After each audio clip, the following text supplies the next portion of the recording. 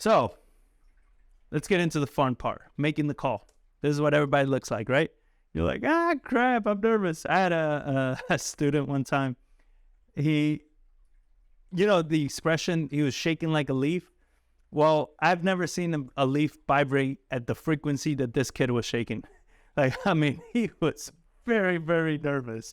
He almost disintegrated his phone in his hand of how much he was just vibrating with the phone in his hand, of the fear of making the call. It's insane. It's insane, and I completely understand. So let's try to get through this with less panic and hopefully less stress. Key number one is get through the list. That's all you got to worry about. I know you're like, John, but what's the point of just getting through the list? I'm going to miss possible deals. No, you're not. You're not going to get any deals because you're not good on the phone. You're not. People, and what do I know? Why do I say not being good on the phone is such an issue? I've listened to calls, so I do call reviews with some of my students, right? And they send me a call, and the seller is saying, they're talking about the house. Like one particular call, he was like, yeah, because the roof is really jacked up, and this is really jacked up, and I'm sure the tenant screwed up the house, and then this and this and this, blah, blah, blah, blah, blah. And then the caller, he's like, okay, so, what can you tell me about the kitchen? What can you tell me about the basement? And I'm like, dude, he just said that the tenants probably screwed up the house. Like that to me is a big flag, right? It's like, what do you mean the tenants screwed up the house? You have trouble tenants? Are they not paying? Are they difficult to deal with, difficult to work with? Are you thinking about an eviction? These are crucial points because it's going to lead to a motivation to why it is that they want to sell. But you don't know to ask those questions because you don't have the experience of being on the phone, right? You don't have the experience of listening to all these objections. So that's why it's so crucial to just, number one, just get through the list. Make calls to the point where it's like, I got to make calls? Yeah, okay, I got to make calls. You don't think about it. It's not like, oh man, okay, well, I got to get pumped up. Let me get some espresso, some coffee. Let me do some jumping jacks. It's like, get beyond that fear. And the only way you're going to get beyond it is by doing this so often that you're just numb to making calls. And making calls just doesn't move the needle in either direction in your emotions and your feelings. So this is why we do key number one, right? So don't worry about what to say. It doesn't matter. Don't worry about it. Don't worry about how it goes. Don't worry if they don't answer. Just get through the list. So a key note to take away from this is schedule it in. Say, hey, tomorrow at X time, I'm going to start making calls. Now, a little tip about when to make calls. Try to make calls when people are home. And this is something that it's like, well, yeah, obviously, but not many of you guys do it. A lot of people are making calls when it's convenient for you, right? 10 to 3, 9 to 4. Those are the times you want to make calls because it's your work day, right? The best time to make calls is evenings and weekends. So if you say, but I have a full-time job, cool. Evenings and weekends are still the best time to make calls because that's when people are more likely to be home and more likely to be receptive to a phone call. Like if you call me during the day, I am working. I might not have the time or the want to be speaking to you. You understand? But now in the evening, I've clocked out. I'm not focused on work anymore, or I probably shouldn't be focused on work anymore at that time. But now when you call me, you're more able to get me to have a conversation with you and get a hold of more people. So you want to make call in the evenings and weekends because that's when people are actually home. And you want to do it, especially with key number one, because you want to be able to hear people, talk to people, screw up, stutter, make mistakes as much as possible. If all you're doing is calling and nobody's answering, you're not learning anything because nobody's answering, right? So you want to make sure you're calling at times that people are more likely to answer their phone.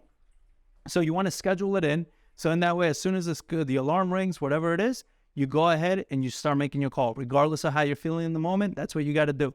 And that's why it's great to just get through the list because it doesn't matter how you feel. I'm feeling scared. Screw up the call. It doesn't matter. Oh, but what if nothing? What if we already went over the what ifs?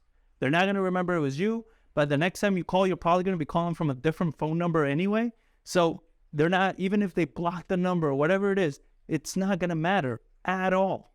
Now, this is coming from many, many years of experience, so don't take it as an opinion. Like, they're not going to remember you, right? So don't let that hold you back.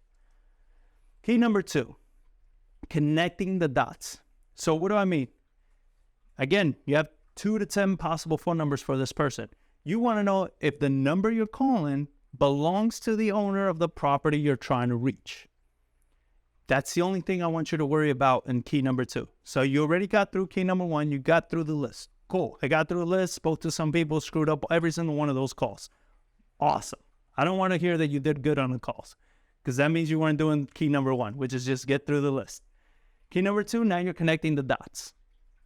And why is this crucial? Because this is going to be important in the follow-up sequence that we're going to go over. So you want to connect the dots. So then this way you do process of elimination. You start eliminating all the wrong numbers. All the people that's like, no, I don't know who Steve is. I don't know that. I've never lived at that property. Whatever it is. Cool. Wrong number. Let's get rid of that one. So you do process of elimination and start cleaning up your list so you know that this phone number belongs to the owner of this house. It's going to be very crucial as we move through this, because these lists are massive. Like I said, a 2,000 property list could have 5, 6, 7,000 phone numbers. It's 2,000 properties. They don't need 7,000 phone numbers. You need 2,000 phone numbers, right? So you want to make sure you narrow that list down, because as you move forward through marketing and using your marketing, you're going to be able to repurpose it through texting, through many areas, but at least you know you're texting the right number, you're calling the right number, you're leaving a voicemail to the right number. So let's go over some scripts on this. The owner, how do you verify the owner? Hey, Jimmy, it's John. And I do it like that. I try to like, hey, Jim, what's up? It's John. Anyway, I'll work in many different directions. Why do I do that? Because if it's not Jimmy, they're going to tell me it's not Jimmy. They'll be like, this ain't Jimmy. You know, so it's like, oh. So maybe I got something wrong. Is this not, 123 Elm Street? No, man. You got the wrong number. Got it. Wrong number. But a lot of times what happens, hey, Jimmy, it's John. John, who? Okay. Chances are I got Jimmy, right? It's like, well, I was just giving you a quick call. You have a minute right now? And I'm still trying to figure out, am I talking to Jimmy? You understand? Because once I connect those dots, that's where the value kicks in, right?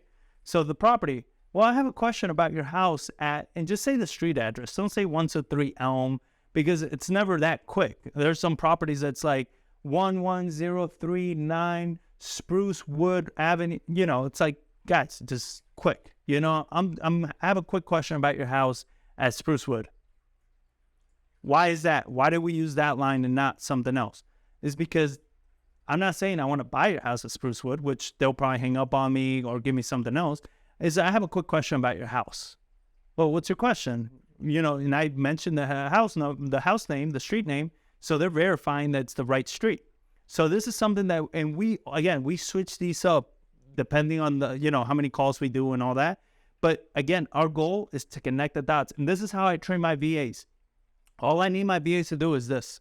That's it. Because anything that's follow-up, building rapport, building trust, all that, I want somebody that has experience doing. So this is when you can outsource these kind of things to your VA. So then they're making all the calls and they're just cleaning up the list for you, right? But at first, you need to be doing this because you need to build that endurance and the skills to be on the phone, where you stop procrastinating every time you have to jump on the phone. And you want to keep it simple. The goal is just to connect the dots. That's it. It's nothing else. You don't got to complicate it. It's just connecting the dots. So now key number 3 is now you get to test different scripts. So you've gone through the list, right? You got comfortable with dialing the phone. By key number 3, you should not be second guessing or worried about making calls. This should be more natural to you now. Now it's like, all right, I got to make calls. I got to make calls. So making calls no longer moves the needle in any direction. So now you've connected the dots, you've spoken to people, now you get to test out different scripts, because guess what? You're going to screw up a lot of these calls, like I told you before. And so you say, okay, last time I called these people, I was using this script. Let me switch it up. Because my goal, what I go for, is whenever we're making calls, I'm looking at call duration, right? So if I see our call duration on average is below 30 seconds, that means that people are hanging up too quick. So our intro sucks, right? The first couple questions, the first couple lines of our conversation is just not working. Because the more I can keep people on the phone, the more I can figure out, do they really not want to sell? or are they just trying to get me off the phone? So those are the gauges that we try to go for. So whenever I'm using call tools or whatever platform I'm using to track my calls, I try to look at the averages, like what is the retention of these calls? Are we losing them below 30 seconds? Yeah, we're losing all these at like 15. And this happened recently, right? Most of these calls were lasting like 10, 15 seconds. It's like, all right, let's review these. What are the scripts? Let's change that up. Let's start asking this question. Start approaching it this way. What questions can I ask at the beginning that allows me to ask another question after that?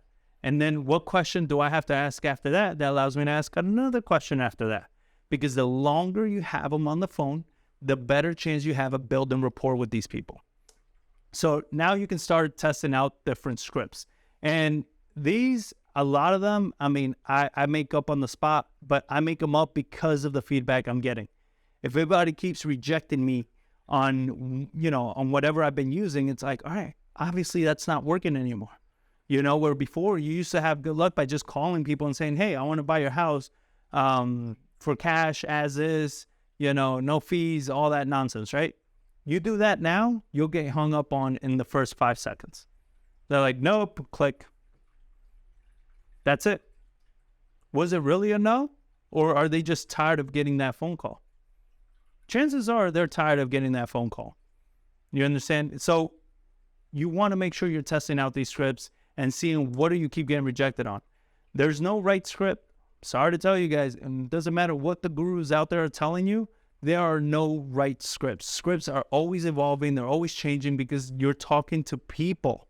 So you're talking to another human being, and people, when they get so many calls with the same exact line, they tend to kind of grow numb to that line where they just don't want to hear it anymore. It's like, here we go, same conversation.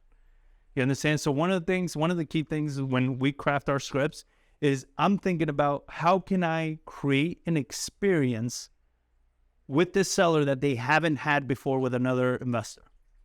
So what questions can I ask that somebody else has not asked yet?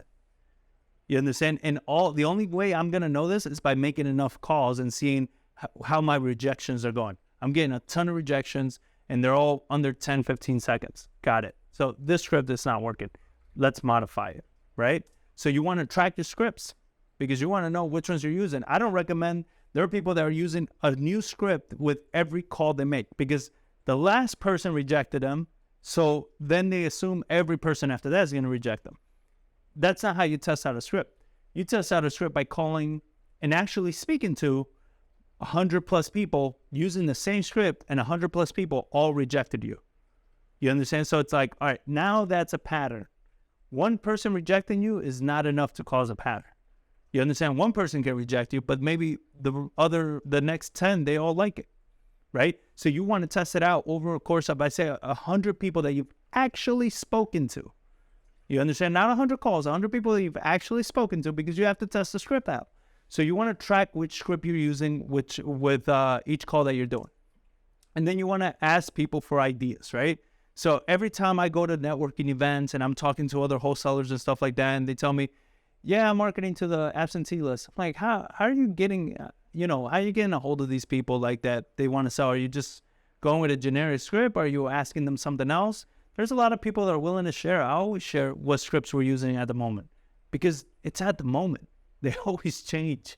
So I don't really care, right? I know at some point people are going to start saying the same things I do, and then it's going to be like, all right, I got to change it again. And that's just how I am a better investor, because I'm not following what other people are doing. I'm creating the path, right? So I tend to become the first person to use a lot of the scripts, at least within my space, because when I use it, people, I can tell that they're like, yeah, well, I don't know, I haven't thought about it, right? Because it's like, oh, you haven't been asked this question before. You understand? So it's always changing. It's always different. And then think like a person. I know you're like, John, how else am I supposed to think? Right? I am a person. It's like, I get it. But a lot of times when you get on the phone, and I've seen this time and time again, you become robotic, right? So you're saying, how else am I supposed to think? Well, you get nervous, you get caught up in the moment, and all of a sudden you just become so robotic, and you're reading maybe your scripts or your notes or whatever it is, And it sounds like you're reading. And you don't want that to happen. You're having a conversation with another human being. You understand? How do you have conversations with people? John, I suck having conversations with people. Well, get good at it, okay? You got to talk to people. You got to be good with connecting with other people on the phone. You understand? So you gotta understand you're talking to somebody else. What I like to do when I make calls, I do exactly what I'm doing right now. I'm standing up and I pace back and forth in my office. You understand? Like within an hour, I could probably do about 2,500 steps within an hour of just making calls. And that's because when I'm standing up, my energy is different. I have more energy. I'm my airflow is better. I'm standing up straight. I'm walking. I'm keeping my blood pumping versus if I'm sitting down, you tend to get more sluggish and then your brain doesn't work as well. You know, you're when they hit you with a question, you don't know how to overcome it right away. You're stuttering too much. That connection is not working very well because your energy's not up. But if you're standing up, you're walking, you're moving, you're doing all these things, all of a sudden your energy comes up and they give you a question, you hit it right back. And they give you another one and you hit it right back. And you take control of the call and then you lead the call. And it's just a whole different energy. Plus you get your steps in. And we know it's important to get your steps in. So definitely make your calls standing up. They're very, very helpful doing it that way. And key number 4 is your follow-up forever. So here's your chance at the million first impressions. Like I said, the first 3 keys, these are all testing, everything like that. Now you get to start following up. Over 95% of our deals come from follow-ups. And I can show you, we have properties in our CRM right now, and I was looking at it the other day, that are in our active column. Our active column in our CRM is properties that we are actively working on because they're interested in selling. So we're either in the negotiation stages, appointment, we're getting on the contract, something along those lines. They're ready to sell. I'm looking at properties in there, 358 days they've been in our CRM, 584 days, 693 days they've been in our CRM. And we're just now starting to talk to them about buying their house. You understand? Like, this is the power of follow-ups. If you're trying to get a deal from the first time you're calling these people, man, it's going to be a challenge. It's not saying that it's not doable. We've done it, but it's not most of them. Most of your deals come from the follow-up. And when it comes time to follow up, like I said, we have follow-up campaigns that hit people for the next 630 days, every single month. Every single month, they're getting a little drip from us. You understand? So the follow-up game is so crucial. And this is why being organized with a good CRM is so important. Because if you're not putting the right tasks, if you're not putting the right follow-ups, if you're not doing all those things, all the marketing, everything you've done is completely wasted at that point. Because you're not following up. You understand? And again, the majority of the deals get done on the follow-up. So you want to make sure you're doing that and you get your chance at the million first impressions. We do it in our CRM because you can buy so many different phone numbers. When we screw up a call, which happens a lot, we make a note of it. Hey, on the next call, switch the phone number, right? So we swap out the phone number. We call them from a different number, and it's like, if last time it was John, then this time I'm Steve. And next time I'm going to be Paul. They don't freaking know, right? Like, they're not seeing me. They don't know if it's a different person. It's a whole different phone number and a different name. Oh, John, they're going to remember your voice. No, they're not. They're not. I know I got a very sexy voice and I get it, but they're not going to remember my voice. Trust me. You understand? They're getting so many calls every single day that it just all blurs together. You understand? So you get a million first impressions doing it that way. Again, they're not going to remember you. Now you can start leaving a voicemail. So I don't do voicemails a lot, but I do them with foreclosures. So with foreclosures, we do leave voicemails because time is an issue, right? Especially in Texas, it's the first Tuesday of every month. They're getting foreclosed on. Doesn't matter if it's the first of the year, whatever the holiday is, it's auction day. And they're going to get foreclosed on. So when it comes time to foreclosures and stuff like that, those we'll leave voicemails for. You can send text messages now because you have verified numbers. You know this is the owner of the property. So now you can test out different text messages, different follow-up sequences. You call them once a month. I like calling everybody once a month. John, they cursed me out. Okay, give it 2 months and then call. When do you mark a deal lead as dead? When they sold the house. Or they threatening to like sue or something like that they get really aggressive, then I'll mark it as dead. Other than that, you can curse me out. I don't get triggered. I don't take it personal. You don't know me. I know you're not cursing at me because you know me. You know who I am. You know. So I don't take it personal. You get mad or whatever. It's like, cool. I'll just give you 2 months to cool off and I'll follow up then. Right? And trust me, we've gotten deals that way. I had my acquisition manager. She's like, man, the last time I had it in the notes, the last time I spoke to this person, he cursed me out. And like 7 months later, she's calling him and he's like, oh my God, you must be sent from God. What an opportunity. Yeah, I really need to sell. Thank you so much for calling. Complete sweetheart. Because life changed. His whole predicament, everything in his life just changed. Right? So now all of a sudden he's a motivated seller. This is why you follow up. Just because they're mad at one point, everybody's going to sell their home at one point or another. It's just, the question is, are they going to sell to you or to somebody else? That's the only question. Me, I'd rather they all sell to me. So I make sure to stay up on the follow-up. You can set up drip campaigns. Like I told you before, we have a drip campaign that's 630 something days or something like that. And it's a mixture between every 24, 35 days, they're getting a text message and it builds on itself, right?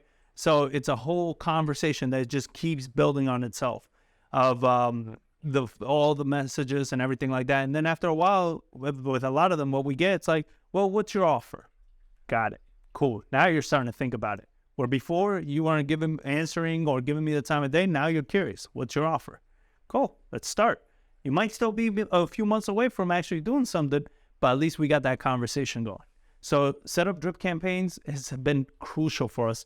Plus, text messages, there's more people that are willing to respond to a text message than answer a call. They work very well. You understand? So being able to do text message campaigns it's a powerful thing to do. And done is better than perfect, right? Like, I just want you to go ahead and just get through this. The more calls you make, the more time you're on the phone, the more work you're putting into this, the better you become at it. And the better you become, the more you're going to close deals. Again, I do call reviews with a lot of my students, and I'm listening to their calls, and they're giving the seller an out by saying, oh, okay, so this is not a good time right now. Oh, I got it. I understand. How about tomorrow? I'm like, what the hell are you doing? Oh, they said it wasn't a good time. I don't care. They're not going to answer the phone tomorrow. And what happens? They call them back tomorrow, and guess what? They don't answer the phone. What a surprise, because they knew you were going to call. You understand? You have them on the phone, you take advantage of that call. I don't hang up. They got to hang up on me. The only two ways I ever hang up on a lead is when I have an appointment schedule or I have a contract. If I don't have either one of those, I am not hanging. You're going to have to hang up on me. I'm not hanging up on you. As long as you were willing to be on the phone, I'm asking you more and more questions. You know, and one of my students actually used it. The guy tells him, look, man, I only have a minute. He's like, a minute is all I need. 58 minutes later, they were still on the phone. You understand? Because I only have a minute. Got it. Just real quick question. You start building rapport, right? Man, I told you I only have a minute. No, just one more question. You keep going. If they truly only have a minute, they'll hang up on you. You understand? And they will, if they truly only have a minute. A lot of times, they just don't want to be on the phone. And 58 minutes later, that guy was still on the phone with him. They talked about everything about the property. And this is all a guy that only had a minute. So I never get off the phone.